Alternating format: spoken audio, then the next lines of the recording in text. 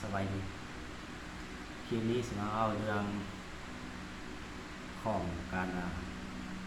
แม่กับลูกเนาะพ่อแม่ลูกเนาะได้ละคนเผื่อลูกบอกมาฟังเผื่อลูกบอกฟังของพ่อของแม่เกินความเนาะพ่ออย่างบอกฟังเอาแต่ใจตัวเองมักเถียงพ่อเถียงแม่มักสั่งพ่อสั่งแม่ได้ละคนเพิ่นบอกเพิ่นว่าเพิ่นสั่งเพิ่นสอนเพิ่นให้เพิ่นลาสั่งเพิ่นโตเถียงสั้นทั้งซี่ควายให้ลาไปตายเนาะคนมักให้มักด่าพ่อแม่มีมาหลายคนเนาะเพราะฉะนั้นมื้อนี้จะมาเว้าให้ฟังเพื่อเพิ่นบอกเพิ่นสอนนั่นน่ะเจ้าก็ควรฟังเพิ่นแน่เพิ่นบ่ได้ให้ได้ด่าเฮาเกิดเป็นลูกเขาควรฟังความพ่อแม่แนวใดมันดีแนวใดมันงามเพิ่นถึงบอกถึงสอนเอาเพิ่นถึงบอกเพิ่นบ่ได้บอกแนวให้แนวบ่ดีแนวบ่ดีเพิ่นห้ามเขาควรฟังในยุคสมัยนี้แฮงอีหยังเด็กน้อยทุกมื้อนี่น่ะอีหยังเพิ่นก็ว่าเนาะสิหลายผู้เฒ่าพ่อแม่เพิ่นก็เรียกว่ายังนับถือที่เก่าของหลังเนาะแต่เล็กน้อยสมัยนี้หยังก็โอ้ยเดี๋ยวนี้มันยุคใดแล้วสมัยใดแล้วมักเอาข้อนี้มาอ้างจะสมัยใดก็อย่าให้คิดสมัยใดก็อย่าถ้าว่าความคิดของเฮายังใส่อยู่คำว่าตัวว่าดีมันก็ยังคือเก่าคิดของความคิดได้ใดมันดีเฮาก็ควรคิดเอาเฮาบ่จำเป็นต้องเปลี่ยนไปตามยุคสมัยถ้าสิเปลี่ยนไปตามยุคสมัยนะแนวใดมันบ่ดีเฮาก็เฮ็ดของเขาว่าเฮาก็สิเฮ็ดไปว่าโอ้ยุคสมัยนี้ล่ะบ่เกี่ยวเฮ็ดไปโลดสิว่าพ่อแม่เบิ่งว่าตัวใดดีตัวใดบ่ดีเพิ่นบอกเพิ่นสอนเอาต้องฟังบ่จำเป็นต้องไปเถียงพ่อแม่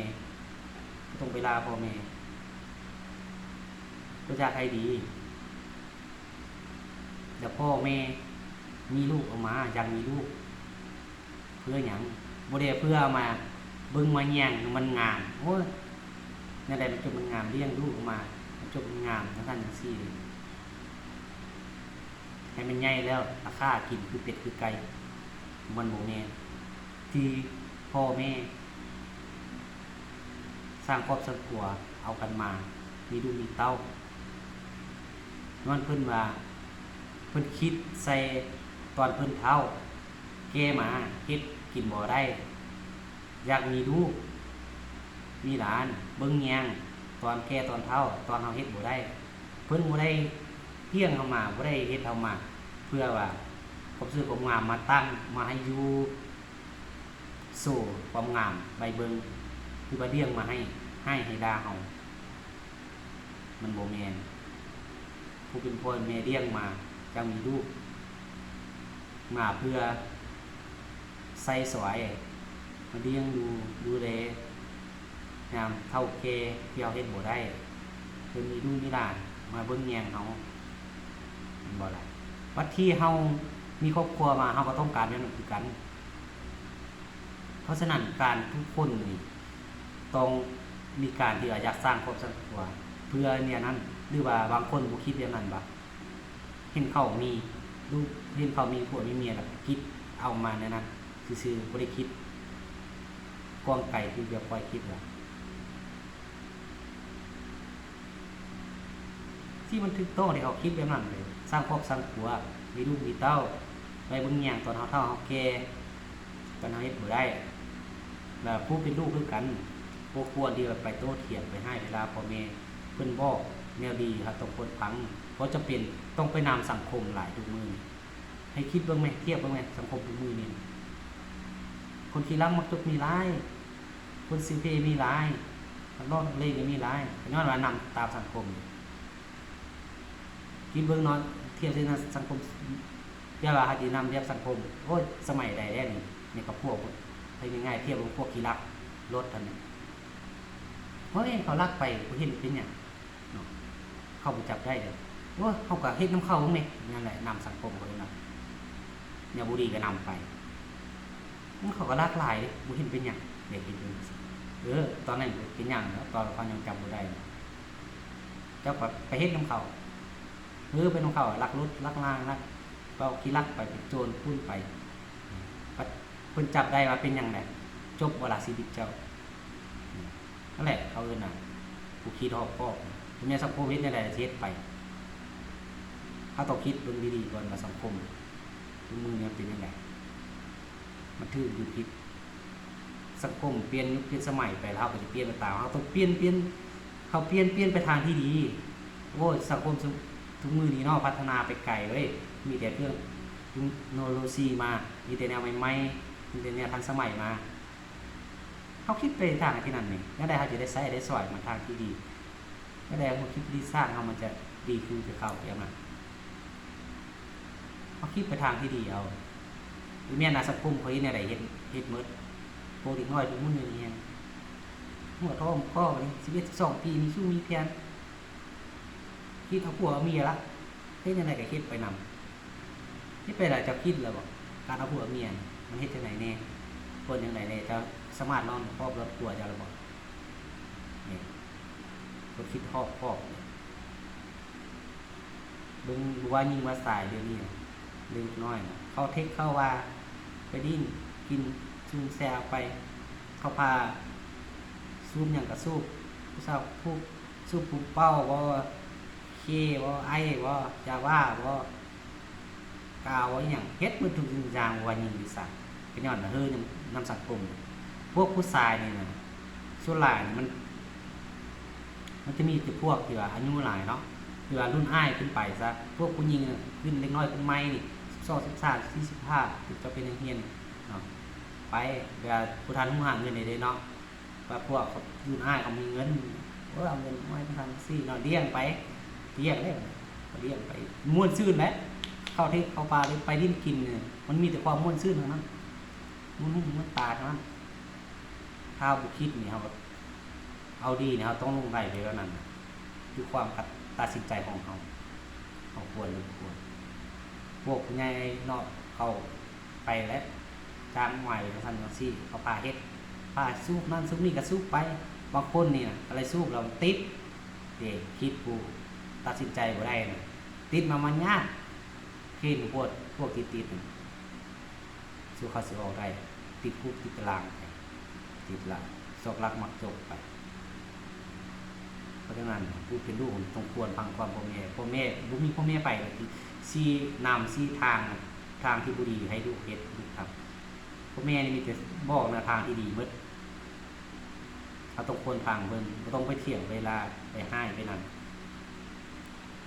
เพิ่นบอกมาฟังความได้นำมันสิดีเฮาก็เฮียนไปเฮาก็ควรคิดเอาแน่เขาเป็นว่าบ่แม่นว่าโอ้เขาไปเฮียนอาจารย์ผู้อาจารย์บ่ได้บอกอย่างนั้นจังซี่เด้อเขาบ่ได้บอกแล้วเขาบ่ได้เรียนพ่อแม่เฮาบ่ได้จำได้จีว่านั้นเพิ่นก็เฮียนสอนไปตามกฎการระเบียบของเขาสอนไปจังซี่บางคนก็บอกเนาะบอกแน่ว่าคนที่มักดูมันที่มันมักเบาหลายซะก็สอนเพิ่มทางนอกคนก็ทำจังซี่เท่าไหร่บางคนก็เน้นหนักแต่การเรียนการสอนเข้าไปเขาบ่ได้สิมาจำมาจีคือพ่อคือแม่เฮาเลยเขาบ่ได้สอนลูกไปเลยเขาไปเรียนแล้วตามหน้าที่เขาก็หาเงินเด้เขาเฮ็ดตามหน้าที่เขาก็บ่ได้เงินเดือนนั่นเพราะฉะนั้นน่ะความคิดของแต่ละคนเขาควรจะคิดเองคิดแล้วก็เบิ่งไปตามสถานการณ์เบิ่งไปตามสังคมนี้เบิ่งไปตามภาพจริงตัวใดดีตัวใดบ่ดีตัวใดดีเขาควรเอามาปรึกษาคนเก็บเอาไว้ตัวใดบ่ดีเขาต้องไปใส่ใจมันฟังความพ่อแม่เอาแต่แนวดีไว้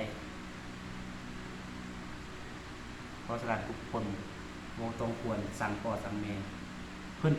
เลี้ยงเขามามันบ่แม่นง่ายๆให้คิดเบิ่งถ้าเขามีลูกมีเต้าแล้วบางคนเนี่ยมีลูก3ลูก4แล้วตัวเองก็3 40แล้วเห็นพ่อแม่เฒ่าแล้วพ่อแม่เฮ็ดหยังบ่ได้หยังให้หยังด่าได้ให้พ่อแม่คือหมู่คือหมานี่อุ้ยตัวเองก็เฒ่าบ่ได้ยังบ่ฮู้จักหยังเนาะจังน้อยเจ้าเฒ่ามาลูกเจ้าเฮ็ดเจ้าคือนั่นแหละจะรับได้บ่ พ่อแม่เลี้ยงเฮามาเพิ่นอยากให้เฮาเบิ่งเพิ่นยามตอนเพิ่นเฒ่าเพิ่นแก่เพิ่นเฮ็ดบ่ได้แค่ที่ตัวเองดีเลี้ยงดูลูกอันพ่อแม่ให้มันดียังไปลาซ้ำเติมครับบางคนกันก็ว่าเท่ากับเท่าลาบุตรคิดมีลูกมากันมีลูกลาบุตรคิดเจ้าคิดเบิ่งตอนเจ้าเมียตอนเมียจะเพิ่นลูกน้อยๆซ้ำแข้งซ้ำข้างเกิดลงมาน้อยๆส่วนสิเลี้ยงลูกตัวใหญ่ขึ้นมาเขาว่าตีนเท่ากับข้าม3 นิ้วความน้อยเลี้ยงขึ้นมาเป็นโตเป็นตนเป็น5 ลูก5 เมียให้พ่อแม่เลี้ยงหรือบ่คิดคำนึงถึงบุญคุณของเพิ่นคนคิดเด้อพวกที่มาให้ลาพ่อลาแม่คนเก็บไปคิดดีๆเด้อเพราะฉะนั้นจะเฮ็ดหยังไรลูกจะมาลูกเจ้าก็เฮ็ดแบบนั้นบาปกรรมมันมีจริงมันบ่ได้เฮ็ดเป็นโตเป็นตนออกมาหรอกผู้แม่นำมันบ่เฮ็ดเป็นโตเป็นตนออกมาจากเราคิดวิญญาณมันเจอว่ามันเอาคืนบ่ได้มันแก้หยังบ่ได้บ่มีหยังช่วยเจ้าได้บาปกรรมเจ้าเฮ็ดเองจะสร้างไปเองเจ้าครับได้รับกรรมของเจ้าเองนั่นเพราะฉะนั้นเราต้องควรสร้างความดีคุณงามความดีทำบุญไว้บางคนเห็นว่าโอ้ไปวัดนั่นบัดนี้เนาะไปทำบุญเข้าวัดตัดว่าทุกมื้อปัดกลับมาเฮือนเอ้ยบ่ฟังความพ่อแม่ให้ตาพ่อแม่เจ้าไปทำบุญอยู่บ้านน่ะ10 ครั้ง20 ครั้งบ่ได้บุญได้ซ้ำกับเจ้าอันเฮ็ดดีกับพ่อกับแม่เจ้าเทื่อนึงถ้าอยู่ในวัดนะเพิ่นบ่ได้เลี้ยงลูกผู้ใหญ่เจ้ามาแต่น้อยเพิ่นบ่ได้เกิดและสร้างให้สร้างจังหวัดนี้คนที่เลี้ยงลูกผู้ใหญ่เจ้ามาแต่น้อยคือพ่อและแม่ครับคนที่ลำบากเลี้ยงเขามาเราควรใจเฮ็ดดีกับเพิ่นจะได้มันสิดีงาม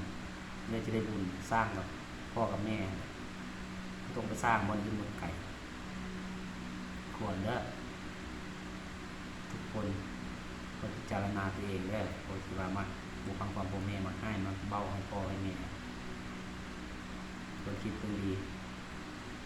เอาคลิปนี้ก็ซ้ำนี่ละยาวละเรามีมือสินสุดหรอกยังหลายอยู่เนาะกะเบาน้อยๆเอาควรคิดเองเอามีซ้ำนี่ก่อนฝากก็ได้ก็แชร์ก็ติดตามไปเด้อมีคลิปใหม่ออกมาให้ครับสบายดีขอบใจ